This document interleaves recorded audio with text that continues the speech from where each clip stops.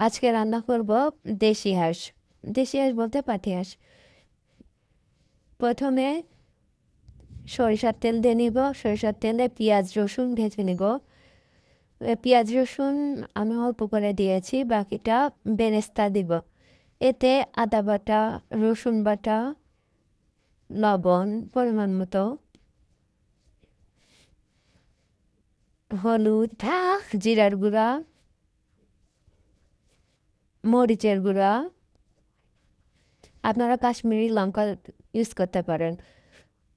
আমার হাতের কাছে ছিল না, দিলাম না। পাঁচফোড়ন, তেজপাতা, কয়েকটি গোটা মশলা, আদা এলাচ, কালো এলাচ, দারচিনি, লং, গোলমরিচ, এগুলো ভালো করে মিশিয়ে হালকা পানি দিয়ে মশলাটাকে কষিয়ে নিব। মশলাটি কষানো হয়ে এলে হাঁসের মাংসগুলো দিয়ে দিব। আমার তেল কম খেতে হবে, এই জন্য তেলটাও একদম কম করে দিয়েছি। আপনারা বাড়িয়ে দিতে পারেন। মাংসটি কষিয়ে নিয়ে যেটুকু পানি ছিল ওইটুকুতেই হালকা কষানোর পর আমি পেঁয়াজ বেরেস্তা দিয়ে দিব।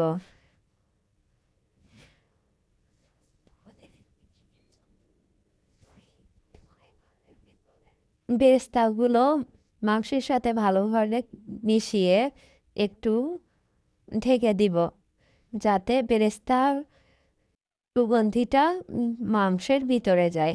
এরপর পরিমাণ মতো পানি দিব, যাতে মাংসগুলো ভালোভাবে সিদ্ধ হয়। পানিতে ঢেকে এ ফাঁকে আমি কয়েকটি সাদা এলাচ, কালো এলাচ এবং দারচিনি দিয়ে গুঁড়া করে নিব।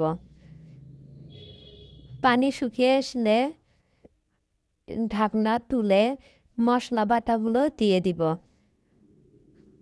কিছুক্ষণ নাড়াচাড়া করে আবারও ঢেকে দিব। যখন পানি একদম শুকিয়ে আসবে সেই সময়ে মশলাটি সহ ভালো করে মিশিয়ে নিব।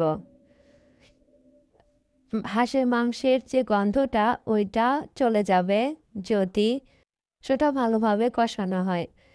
ভালোভাবে কষানো হয়ে গেলে ঝোল রাখার জন্য যেটুকু প্রয়োজন ওইটুকু ঝোল দিব। জাল হওয়ার পর